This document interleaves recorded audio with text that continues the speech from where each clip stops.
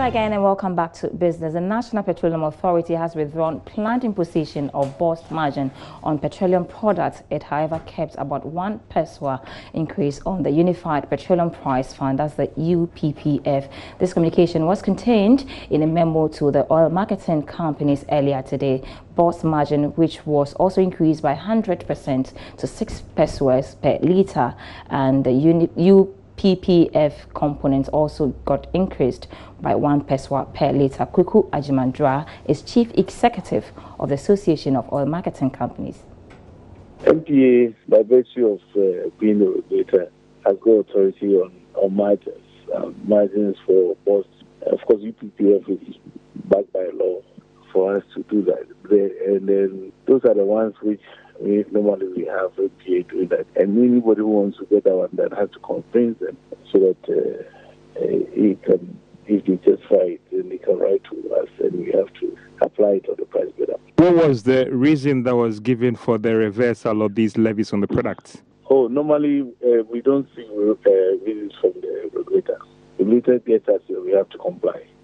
So it's because some of them are something that they have done a lot of work on it before they get with us. You as players, what do you make of this move and what will be the impact of it for your operations going forward? Which one? The reversal? The reversal of these levies. Oh, basically what it means is that we are not going to apply the 3% that is supposed to apply for burst margin. In other news tonight, government said it has set up a committee to look into the gas supply challenges which impacted negatively on Tullow's production target. The challenge has forced the oil firm to reverse production target for this year and 2020 significantly. Tullow has blamed the challenge on the inability of government to take up its gas. But Deputy Energy Minister Dr. Amin Adams says some of the challenges could be addressed before end of year.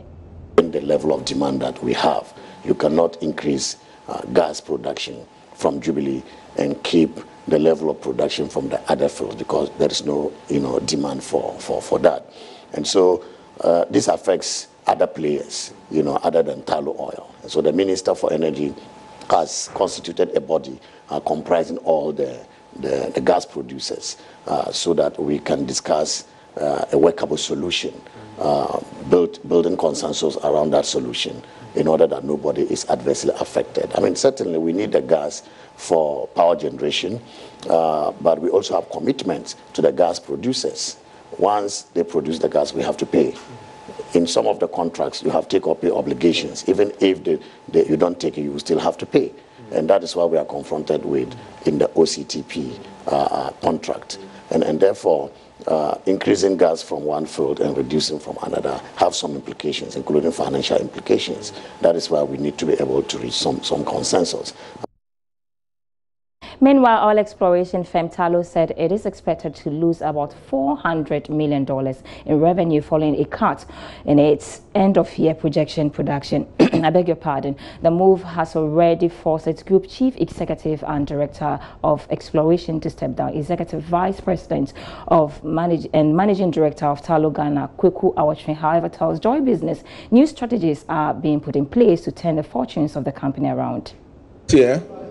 2019, Tullow will produce from Ghana annual average about 150,000 barrels, and we will generate, this is for us and the partners, and we will generate $350 million of free cash flow. Next year, even despite revised downward guidance, we will generate $150 million of free cash flow. Now, that doesn't sound like a company that is in distress. So I would say that the numbers alone should suggest that we are not in distress. I'll get to the second part of your question. I think the challenge and the difficulty that has occurred is that we actually forecast much higher numbers, not just 350, but 700 million, not just 150, but 500 million. And that is where the discrepancy and the challenge to the credibility of the company came from. Why did you predict this number or forecast this number when actually you're getting only 150? So it's very much about expectations and expectations management. Crude oil started the week strong to sell at $65.48 a barrel. Gold, however, dropped in price to sell at $1,475.43 an ounce. Here's the market update.